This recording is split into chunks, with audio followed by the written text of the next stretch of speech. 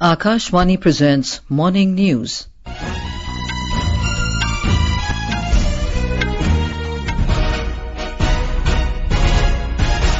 Good morning, I'm Anuja Kumar. The headlines.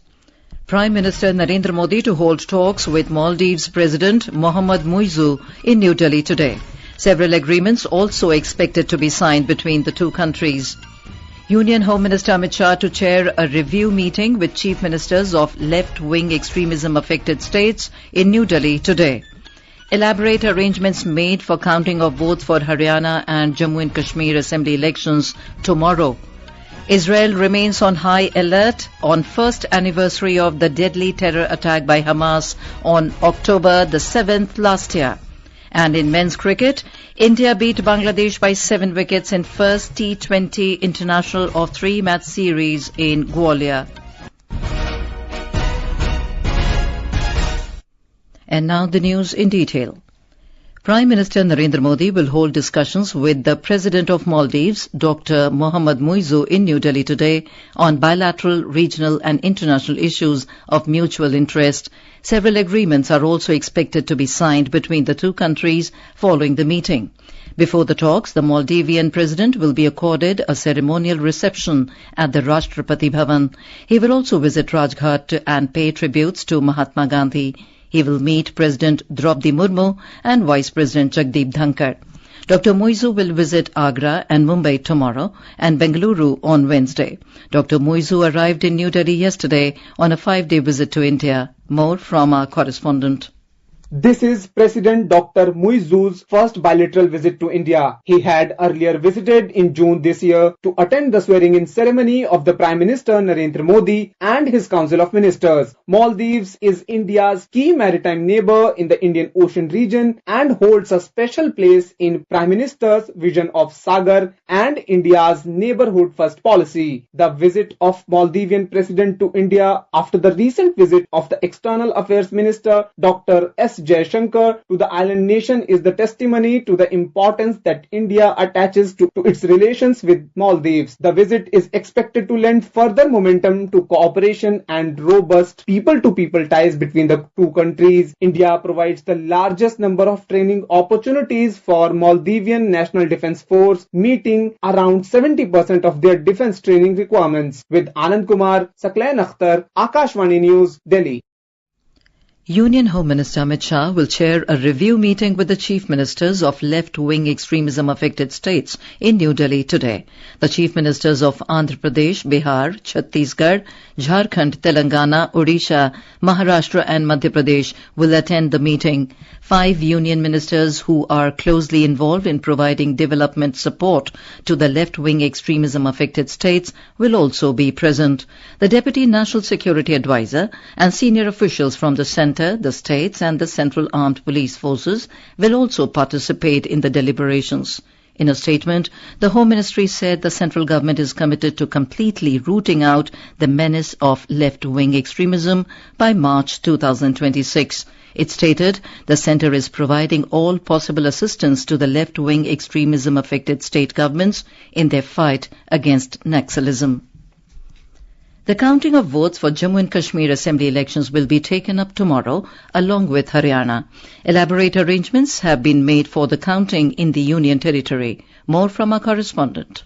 Stringent security arrangements have been put in place at all district headquarters of Jammu and Kashmir for the counting of votes scheduled to take place tomorrow for a 90-member J&K Assembly, paving way for the formation of the first elected government in the Union Territory following the abrogation of Article 370 and Article 35A in 2019. The recently held elections in 3 phases, held after a gap of 10 years, witnessed a massive voter turnout. Now, the fate of 873 candidates is sealed in EVMs, and it remains to be seen as to which members would win and reach to the J&K Assembly and which party will form the government. Chief Electoral Officer J&K Pandurang K. Pole said that all necessary preparations have been completed to facilitate a secure and smooth counting of votes tomorrow. This is Sunil Koul for Akashvani News, Srinagar.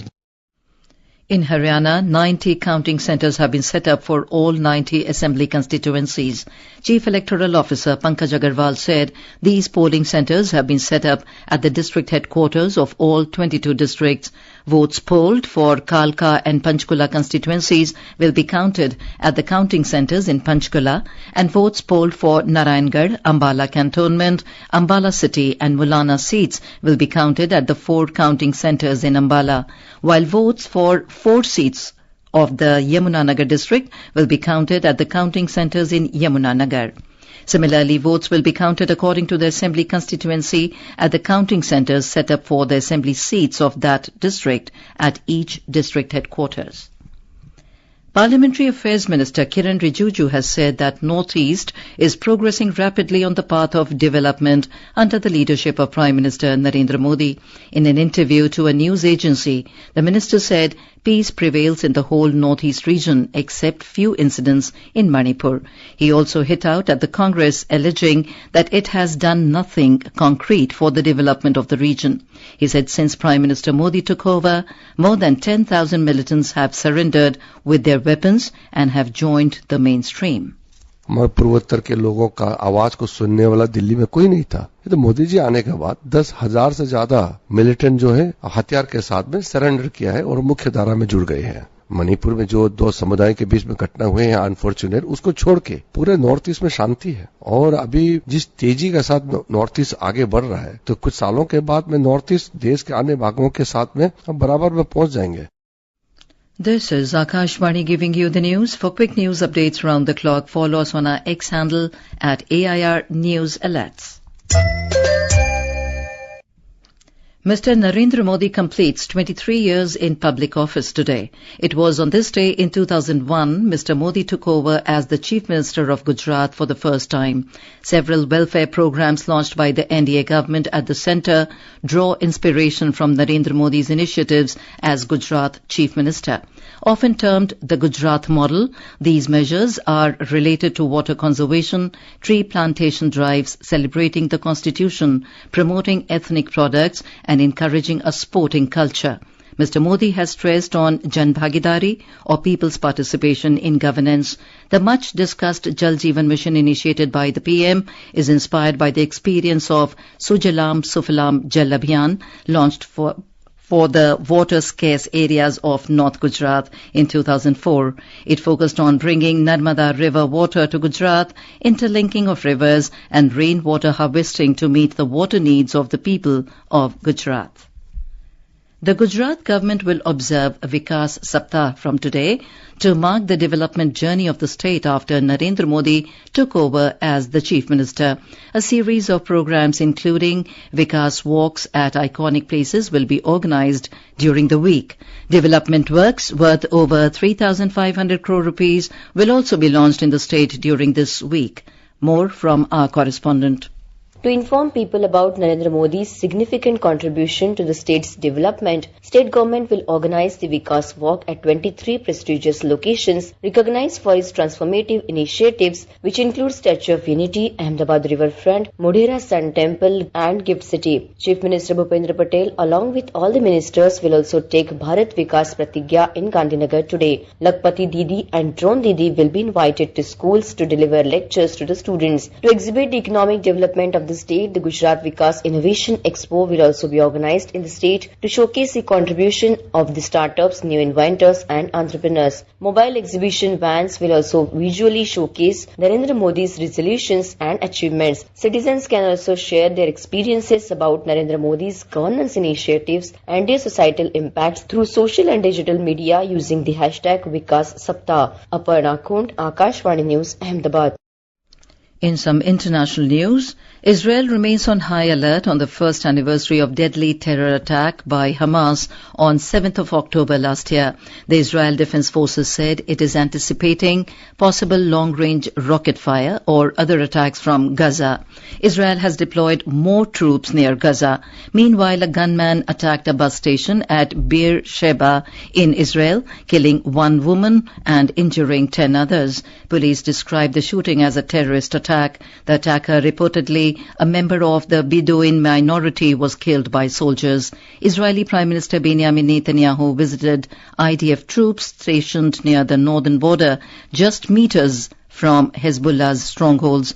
Mr. Netanyahu addressed the soldiers, praising their efforts and resilience. More from our correspondent.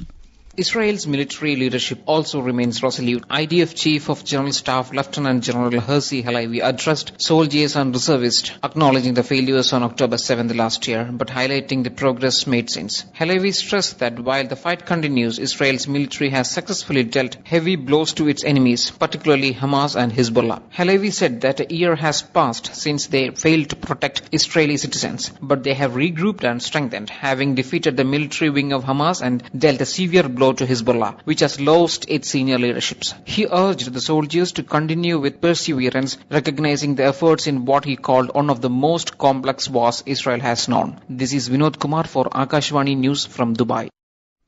In Pakistan, 2 persons were killed and several others injured in an explosion outside Pakistan's Karachi airport last night. The separatist militant group Baloch Liberation Army has claimed responsibility for the attack, saying it targeted a high-level convoy of Chinese engineers and investors. A 3-day meeting of Reserve Bank of India's Monetary Policy Committee will begin today. Experts suggest the RBI is likely to maintain the status quo on key interest rates. The risk of food inflation and economic growth are the key concerns for the RBI to consider. On to sports. In men's cricket, India registered a comfortable 7-wicket win over Bangladesh in the first T20 International of the 3-match series in Gwalior last night. We have more from our correspondent. Chasing a target of 128 runs, India dominated with its batting attack, winning the match in just 11.5 overs. Sanju Samson and Suryakumar Yadav contributed 29 runs each, while Hardik Pandya remained unbeaten at 39 of 16 balls. For Bangladesh, Mustafizur Rahman and Mehdi Hasan Miraj each took 1 wicket. Earlier, after being put into bat, Bangladesh was bundled out for just 127 runs, with 1 delivery remaining in the innings. Mehdi Hasan Miraj was the highest scorer for Bangladesh, finishing with an unbeaten 35 runs. Arshdeep Singh and Varun Chakravarti clinched 3 wickets each to restrict Bangladesh at below par score. Arshdeep Singh was adjudged player of the match. The second T20 International match between India and Bangladesh will be played at Arun Jaitley International Stadium in Delhi on Wednesday from 7 p.m. onwards. Aishwarya Rai Nigam, Akashvani News, Delhi. The India Meteorological Department, or IMD, has forecast heavy to very heavy rainfall over east, northeast and south peninsular regions of the country during the next 5 to 6 days. IMD has predicted heavy rainfall in Nagaland, Manipur, Mizoram and Tripura today, and in Assam, Meghalaya and Arunachal Pradesh during the next 5 days. The IMD said that heavy rainfall is also very likely over South Karnataka till tomorrow and in Lakshadweep, Kerala and Mahi till 12th of October. And now for a look at today's newspapers, it's over to Subhadra Ramachandran. Thank you, Anuja. Modi completes 23 years in public office today is a headline in Hindustan Times. A tenure marked by a series of ambitious schemes and initiatives and a re-imaging of India's place on the global stage. In a mega jobs push-off to a solid start, 500 firms in India Inc. listed as partners of PM Internship Scheme kickstarts hirings, reports the Economic Times. The Indian Express writes about the Chief Minister of Uttar Pradesh unveiling the logo of Mahakumbh 2025 and the decision of no sale of meat and liquor within the boundaries of Prayagraj. An RTI data reveals an alarming increase in crimes against children across the country in recent years. The Tribune writes 1.1 lakh cases of crime against children reported in 5 years. And finally, the Times of India refers to a miracle taking place at 17,000 feet in the Himalayas when an American climber and a British alpinist were rescued after being stranded for 72 hours without food, water and shelter. And with that, it's back to you, Anuja. Thank you, Subhadra. And now, before we end the bulletin, the headlines once again. Prime Minister Narendra Modi to hold talks with Maldives President Mohamed Muizzu in New Delhi today. Several agreements also expected to be signed between the two countries. Union Home Minister Amit Shah to chair a review meeting with chief ministers of left-wing extremism-affected states in New Delhi today. Elaborate arrangements made for counting of votes for Haryana and Jammu and Kashmir assembly elections tomorrow. Israel remains on high alert on first anniversary of deadly terror attack by Hamas on 7th of October last year. And in men's cricket, India beat Bangladesh by 7 wickets in first T20 International of 3-match series in Gwalior. And with that, we end the morning news. Have a nice day.